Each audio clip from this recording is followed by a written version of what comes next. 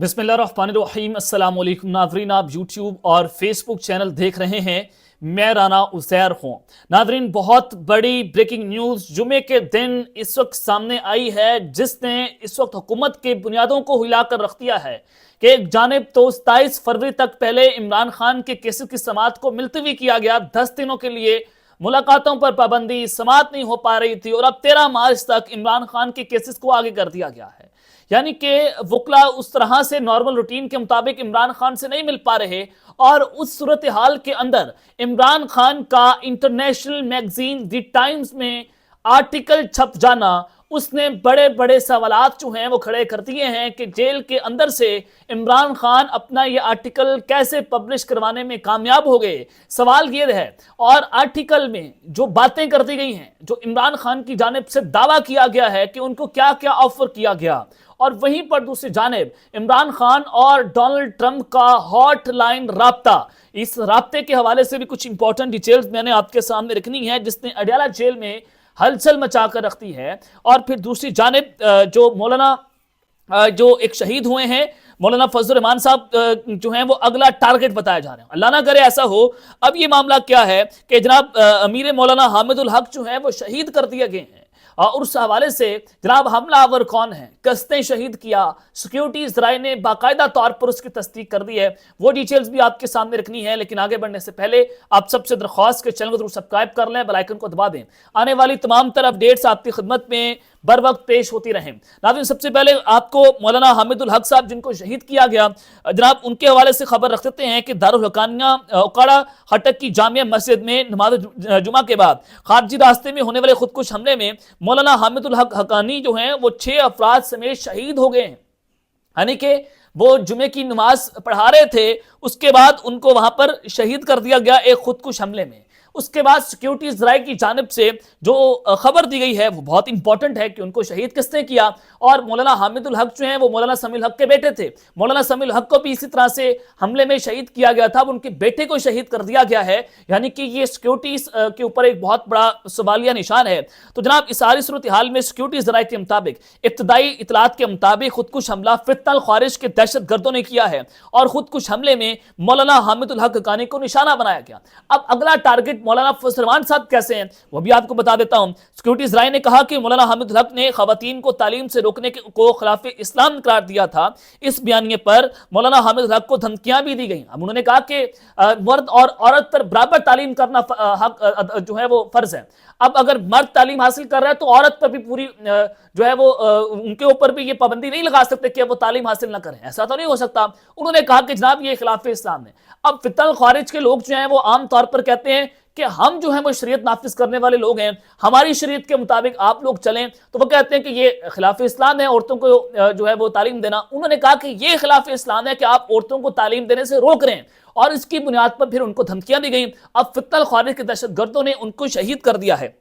तो ये एक बहुत बड़ा जो है वो धमाका है और ये एक बहुत बड़ी खबर भी है। और फिर दूसरी जानिब मौलाना फजल रहमान साहब इसके ऊपर बोल पड़े हैं और उन्होंने इसके ऊपर सख्त रद्द-ए-अमल दिया है कि दारुल उलूम हकानिया और मौलाना हामिद पर हमला मेरे घर और मदरसे पर हमला है, और लिहाजा ये हम इसके ऊपर चुप करके नहीं बैठेंगे। उन्होंने कहा कि कानून नाफिज करने वाले इदारों की कारकर्दगी सवालिया निशान है, इंसानियत की जान माल और इज्जत और आबरू महफूज नहीं। KPK में बदअमनी के बारे में अरसे से रोना रो रहे हैं, लेकिन रियासत खामोश तमाशाई है।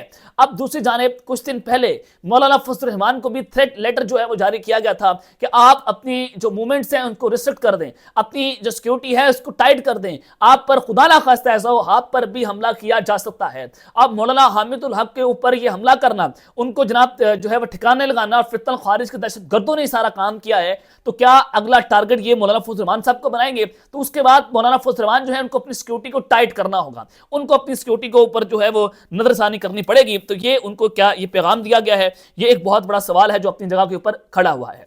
अब दूसरी जानिब इमरान खान जो हैं उन्होंने टाइम मैगजीन पर एक आर्टिकल पब्लिश करवा दिया। अब टाइम मैगजीन कोई जंग अखबार नहीं है, कोई एक्सप्रेस का अखबार नहीं है, या 92 न्यूज़ का अखबार नहीं है कि आप जो है वो वहां पर इमरान खान का आप आर्टिकल नहीं छपने देंगे। तो इमरान खान जो है वो एक इंटरनेशनल एक लीडर के तौर पर उभरे हैं और पूरी दुनिया उनको इस अंदाज से देख रही है कि वो 1.5-2 साल से उन्होंने बड़ी खूबसूरती के साथ जेल काटी है और उनके मैगजीन्स के अंदर, मुख्तलिफ मैगजीन में, मुख्तलिफ न्यूज़पेपर्स में, मुख्तलिफ जनाब उनके जरीदों में उनके आर्टिकल छपते रहे। अब इमरान खान ने जो दी टाइम्स मैगजीन में, जो दुनिया भर का सबसे क्रेडिबल तरीन मैगजीन है, उसमें जनाब अपना उन्होंने एक आर्टिकल लिखा है और ये एजाज की बात होती है कि टाइम मैगजीन में आपका आर्टिकल आ जाना। तो उसमें इमरान खान साहब ने जो बातें कर दी हैं, उसने ताबूत में आखिरी कील ठोक दिया एक चीज से। और फिर जो अडयाला से हॉटलाइन रब्ता हुआ है डोनाल्ड ट्रंप के साथ, वो क्या मामला है? इमरान खान ने कहा कि मुझे नजरबंदी जो है वो पेशकश की गई थी कि आप अपने घर के अंदर नजरबंद हो जाएं, उसके बदले में पाकिस्तान तहरीके इंसाफ को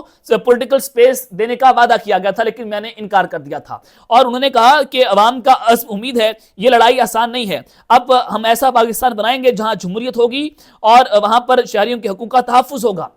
उन्होंने कहा कि वो साबित कदम है, वो पीछे नहीं हटेंगे। बलूचिस्तान और खैबर पख्तूनख्वा में दहशतगर्दी बढ़ रही है, लेकिन जो पाकिस्तान तहरीके इंसाफ के खिलाफ वसाइल का बेतरक इस्तेमाल हो रहा है। उसके बाद उन्होंने अदलिया पर रोशनी डाली। उन्होंने कहा कि अदलिया भी पाकिस्तान तहरीके इंसाफ के खिलाफ इस्तेमाल हो रही है, छापे मारे जा रहे हैं, डराया जा रहा है, धमकाया जा रहा है, घरों के चादर चार दीवारी के तकद्दुस को पामाल किया जा रहा है, सोशल मीडिया एक्टिविस्ट को धमकाया जा रहा है ताकि जो मुखालिफ आवाजें हैं उनको बंद किया जा सके। फिर उन्होंने जो सबसे इंपॉर्टेंट बात की कि हम ऐसी सूरत में, पाकिस्तान ऐसी सूरत में तरक्की कर सकता है कि वहां पर जमहूरियत मजबूत हो, लेकिन यहां पर तो जमहूरियत ही अशकोले खा रही है। उन्होंने कहा कि मैंने पाकिस्तान तहरीक इंसाफ को मुज़ाकरात की इजाजत इस वजह से दी थी कि जो तशद्दुद है, जो डराना धमकाना है, उसको खत्म किया जा सके, वो चीजें जो है वो रुक सके। उन्होंने कहा कि मैं आज भी अपने नजरिए पर कायम हूं। और साथ ही जो डोनाल्ड ट्रंप के हवाले से खबर है वो ये है कि उन्होंने सबसे पहले डोनाल्ड ट्रंप को मुबारकबाद दी। अब टाइम मैगजीन के अंदर एक जंग अखबार में तो आप आर्टिकल ही लिख रहे हैं कि डोनाल्ड ट्रंप इसको नहीं पढ़ेंगे, या फिर यूएस एडमिनिस्ट्रेशन जो नहीं आई है वो उसके ऊपर असरअंदाज नहीं रखेगी। ये टाइम मैगजीन है, ये बहुत इंपैक्ट डालेगा इस पूरी सिचुएशन के अंदर। जो टाइम मैगजीन में इमरान खान ने कहा है कि मैं डोनाल्ड ट्रंप को उनके सदर मुंतखब होने पर मुबारकबाद पेश करता हूं। और उन्होंने कहा कि डोनाल्ड ट्रंप से तवक्को रखता हूं कि जमहूरी असूलों, कानून की हुक्मरानी, इंसानी हकूक़ की वो लोग हिफाजत करेंगे।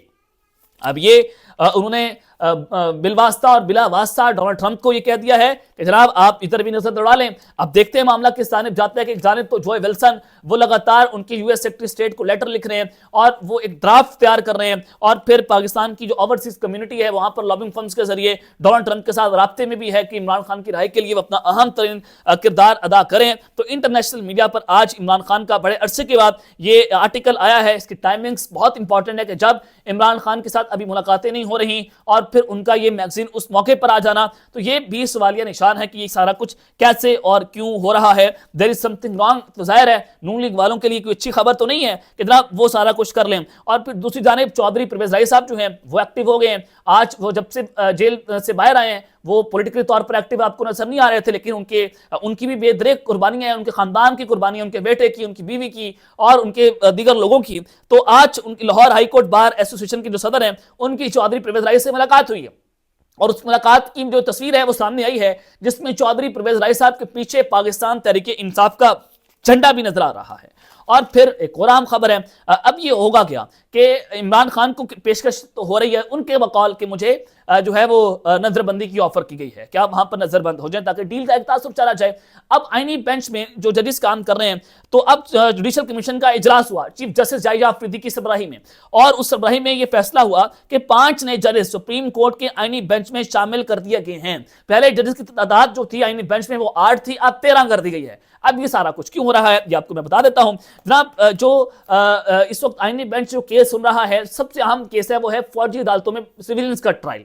और अगर 13 जजेस की तरफ से ये फैसला आ गया कि मखसूस हालात के अंदर जो है वो सिविलियंस का मिलिट्री कोर्ट्स में ट्रायल हो सकता है, तो यहां से 13 जजेस का मुत्तफिका फैसला जाएगा और फिर ये तय किया जाएगा कि बाद में इसकी अपील करना भी बहुत मुश्किल हो जाए और इमरान खान को जो है वो इस तरह से काबू किया जा सके। तो ये उसको इस नजर से देखा जा रहा है। और आईनी बेंच में जो जजेस शामिल किए गए हैं उसमें जस्टिस हाशिम काकर, जस्टिस आमिर फारूक इस्लामाबाद हाईकोर्ट से जो आए हैं, जस्टिस इश्तियाक इब्राहिम, जस्टिस शकील अहमद और जस्टिस सलाहुद्दीन जो हैं वो भी शामिल हैं। और आईनी बेंच में बलोचिस्तान से एक, केपीके से 2, सिंध और इस्लामाबाद से एक जज को शामिल किया गया है। और इस इजलास में जस्टिस मुनीब अख्तर, जस्टिस मंसूर अली शाह और पाकिस्तान तहरीक इंसाफ के chairman PTI barrister Gohar Ali Khan और बैरिस्टर अली जफर ने 5 जजेस को आईनी बेंच में शामिल करने की मुखालफत की थी, लेकिन अब वो अक्सरियत के साथ फैसला हो गया और इन जजेस को भी वहां पर शामिल कर दिया गया है। ये भी किसी और जानिब जो है वो इशारे कर रहे हैं कि इमरान खान के गिर्द जो है वो रियासत अपना शिकंजा टाइट करने जा रही है। तो अब तक के लिए इतना ही, अपना ख्याल रखिएगा और इस तरह अपने लाजमी ख्याल के बाद पाकिस्तान जिंदाबाद।